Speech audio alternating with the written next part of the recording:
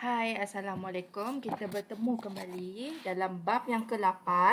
Tajuknya adalah membina kemakmuran negara. Okey, untuk hari ini kita akan lihat tajuk 8.1 iaitu pembentukan dasar ekonomi baru. Okey, apa yang akan awak pelajari dalam topik bab 8 ini sebelum kita masuk 8.1? Ada 5 perkara. Awak boleh tengok dalam buku teks muka surat 165. Yang pertama mengenai pembentukan dasar ekonomi baru iaitu DEB. Yang kedua mengenai pelaksanaan dasar ekonomi baru. Yang ketiga pembentukan dasar pembangunan nasional DPN. Yang keempat pelaksanaan DPN. Dan yang kelima pencapaian dasar ekonomi baru dan dasar pembangunan nasional DPN. Okey. Seterusnya kita lihat slide yang kedua. Okey, ini yang cikgu sebut tadi 8.1 hingga 8.5. Okey, seterusnya kita lihat kepada pendahuluan. Apakah itu dasar ekonomi baru?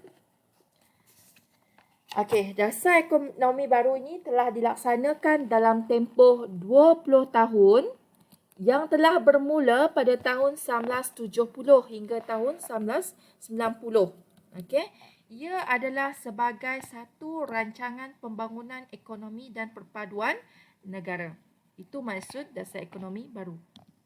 Okey, DEB ini telah dilancarkan melalui rangka rancangan jangka panjang yang pertama iaitu dikenali sebagai RRJP1. Okey, yang merangkumi 4 rancangan pembangunan 5 tahun Malaysia. Okey.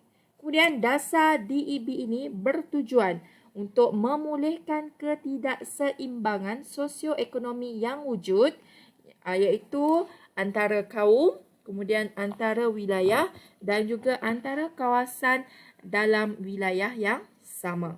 Okey. Seterusnya, kita lihat rancangan pembangunan DEB yang dijalankan di bawah DEB Okey. Ia telah bermula pada tahun 1971 hingga tahun 1975. Iaitu rancangan Malaysia kedua. Kemudian tahun 1976 hingga tahun 1980 telah bermulanya rancangan Malaysia ketiga. Kemudian 1981 pula adalah rancangan Malaysia keempat. Dan yang terakhir adalah tahun 1986 hingga tahun 1990 iaitu rancangan Malaysia kelima.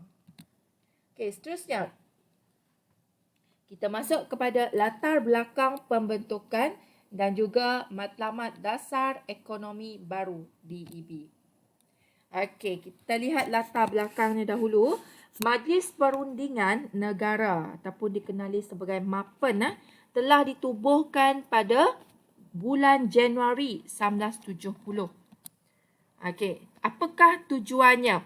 Tujuan MAPEN adalah mengadakan garis panduan bagi kerjasama antara kaum dan integrasi nasional untuk memupuk identiti kebangsaan dalam kalangan rakyat.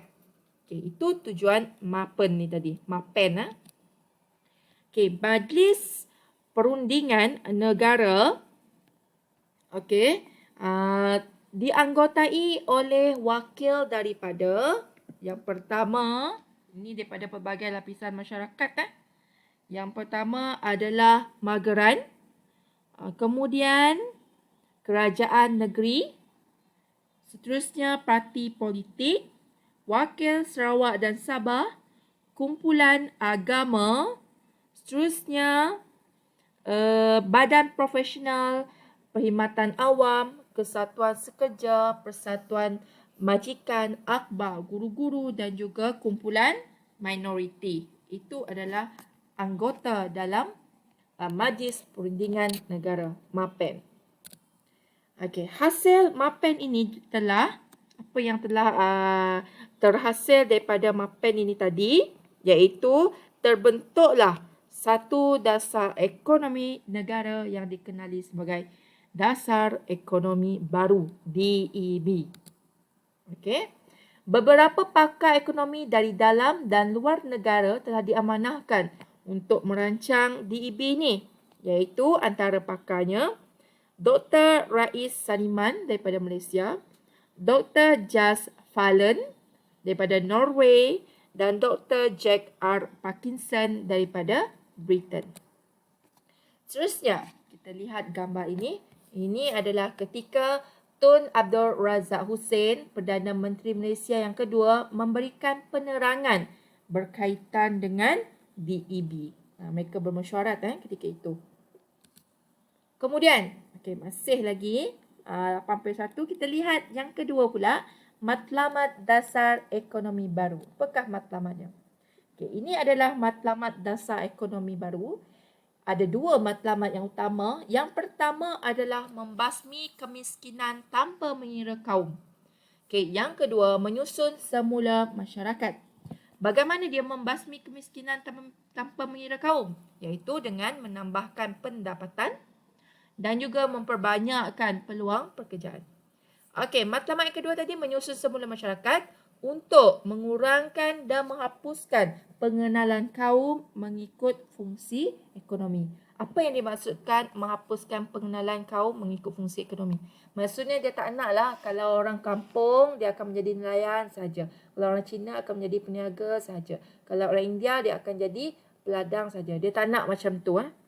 Dia kena dihapuskan. Tak kisahlah dia kaum apa, boleh saja berniaga. Kita tak nak benda ni berlaku lagi. Seperti sebelum kita merdeka. Ada beberapa isu sosioekonomi yang wujud semasa DEB dilancarkan. Yang pertama, jurang sosioekonomi antara Bumiputera dengan bukan Bumiputera. Yang kedua, jurang sosioekonomi antara pantai timur dengan pantai barat. Ini berada di semenanjung Malaysia. Iaitu pantai timur ni kita tahulah yang belah Pahang, Kelantan, Terengganu. Itu pantai timur. Pantai barat pula dia di kawasan Selangor, Kuala Lumpur. Kemudian yang ketiga, jurang sosioekonomi antara masyarakat desa dengan bandar. Dan yang keempat, jurang sosioekonomi antara negeri. Itu adalah isu yang wujud semasa DEB. Ini soalan KPS meneroka bukti. Tak apa, kita skip yang ini. Itu sahaja untuk 8.1, tajuknya pembentukan DEB iaitu Dasar Ekonomi Baru. Iaitu ada dua tadi. Yang pertama, latar belakang pembentukan. Dan yang kedua, matlamat dasar ekonomi baru. Kalau ada apa-apa persoalan, awak boleh kemukakan kepada cikgu. Sekian, terima kasih untuk 8.1.